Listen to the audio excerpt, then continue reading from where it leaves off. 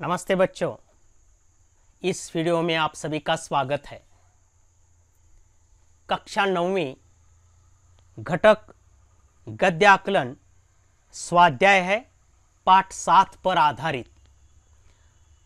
इस वीडियो में हम गद्य आकलन के बारे में जानकारी लेने वाले हैं। आप सभी को मालूम है कि कृति पत्रिका में पहला जो प्रश्न रहता है गद्य आकलन पर आधारित रहता है। गद्य आकलन के लिए 24 अंक होते हैं। तो हम इस वीडियो में पाठ 7 पर आधारित परिच्छेद के आधार पर कृतियां देखने वाले हैं। तो सूचना इस प्रकार रहती है, परिच्छेद पढ़कर सूचना के अनुसार कृतियां कीजिए। परिच्छेद पढ़कर सूचना के अनुसार कृतियां कीजिए, इस प्रकार प्रश्न रहता है। तो पहले हम परिच्छेद देखेंगे और बाद में कृतियां कौन कौन सी है देखते आगे जाएंगे। देखो, पहले आप परिच्छेद पढ़ सकते हैं, नहीं तो कृतियां यानी प्रश्न क्या क्या है, प्रश्न क्या है, कौन कौन सी कृतियां हैं, ये पढ़कर बाद में परिच्छेद पढ़ सकते हैं। तो पहले मैं यहाँ परिच्छेद पढ़ता हूँ, ध्यान दो। पाठ्य पुस्तक में भी ध्यान दे सकते हैं, स्क्रीन पर देख सकते हैं, अच्छी तरह ध्यान दो। दिन पर दिन बीतते गए और डॉक्टर भटनागर के बारे में कोई जानकारी न मिली। उनके इस तरह रहस्यात्मक ढंग से गायब हो जाने से न सिर्फ पुलिस परेशान थी बल्कि लोग भी भयभीत हो गए थे।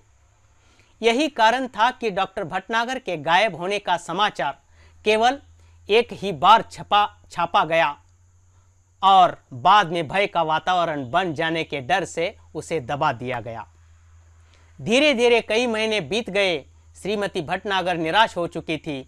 उनकी हालत पागलों जैसे हो गई थी।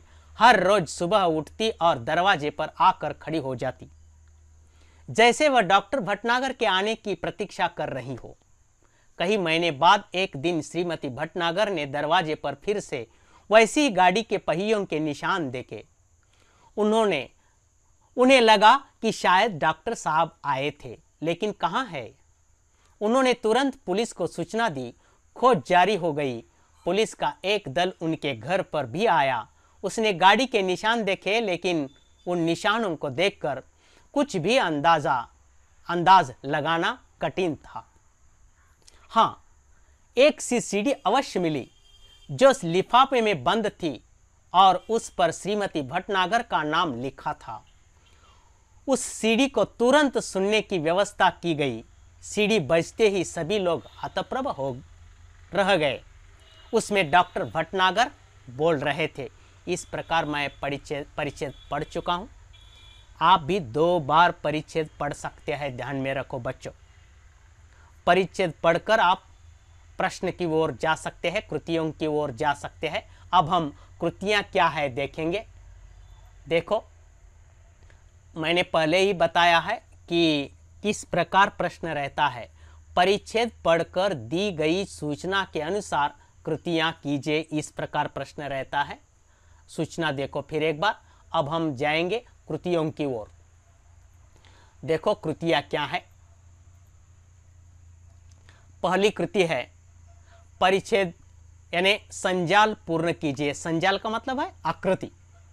यह आकृति पूरी करनी है। देखो, मैं पढ़ता हूं यहां। दरवाजे पर फिर से वैसी ही गाड़ी के पहियों के निशान देखने के बाद की घटनाएं। यहां 4 घटनाएं लिखना है चौखट पर। फिर एक बार मैं, यानी प्रश्न अच्छी तरह दिखता नहीं यहां, कोई दिक्कत है तो मैं फिर एक बार पढ़ता हूं। दरवाजे पर फिर से वैसी ही गाड़ी के पहियों के निशान देखने के बाद की घटनाएं। 4 घटनाएं 4 चौखट पर यहां लिखना है, ध्यान में रखो। ये पहली कृति है। अगली कृति कौन सी है देखो। तो उत्तर लिखिए। पहला, डॉक्टर भटनागर के गायब होने के परिणाम। डॉक्टर भटनागर के गायब होने के परिणाम यहां चौखट में 2 लिखना है, ध्यान में रखो। अगली जो कृति है क्या है देखो। डॉक्टर भटनागर के गायब होने का श्रीमती भटनागर पर असर। देखो, डॉक्टर भटनागर के गायब होने का श्रीमती भटनागर पर असर क्या पड़ा, ये यहाँ चौकट में लिखना है। यह अगली कृति है। अगली कृति कौन सी है? देखो, 3, रहस्य शब्द से अर्थपूर्ण शब्द बनाइए। रहस्य शब्द से अर्थपूर्ण नए शब्द बनाइए। एक यहाँ मैं तैयार करके यानी बनाकर दिखाया है, रहस्यात्मक। रहस्यात्मक। इस प्रकार रहस्य शब्द से 3 शब्द आपको यहाँ चौकट में बनाना है, लिखना है। एक ध्यान में रखो बच्चों कि कृतियाँ पढ़ते पढ़ते परिच्छेद की ओर भी ध्यान देना है। सभी कृतियों के उत्तर उसी परिच्छेद में है। परिच्छेद पढ़ने के बाद सभी को ध्यान में आ जाएगा। अगली कृति कौन सी है? देखो, अगली कृति है लिंग बदलकर लिखिए श्रीमती। यहाँ चौकट में लिखना है लिंग बदलना, यानी स्त्रीलिंग हो तो पुल्लिंग लिखना है, पुल्लिंग है तो स्त्रीलिंग लिखना है। डॉक्टर यहाँ है, डॉक्टर यहाँ चौकट में लिखना है। श्रीमती लिंग बदल कर लिखना है, लिंग पहचानना नहीं, लिंग बदल कर यहाँ लिखना है, ध्यान में रखो। अगली कृति कौन सी है? देखो, एक बच्चों ध्यान में रखना है यहाँ कि गद्य आकलन पर जो अंतिम प्रश्न, अंतिम कृतियाँ कौन सी होती है, अपनी अभिव्यक्ति, अपने विचार प्रकटने के लिए एक प्रश्न होता है, एक कृति रहती है। वहाँ 7, 8 या 8 से 10 पंक्तियों तक अपने विचार प्रकट करना है। तो इस परिच्छेद पर आधारित कौन सा प्रश्न यानी कौन सी कृति है अभिव्यक्ति के लिए, ध्यान में रखो। समाचार पत्र की उपयोगिता के बारे में 8-10 वाक्य लिखिए। समाचार पत्र की उपयोगिता के बारे में 8-10 वाक्य लिखना है, यानी अपने विचार प्रकट करना है।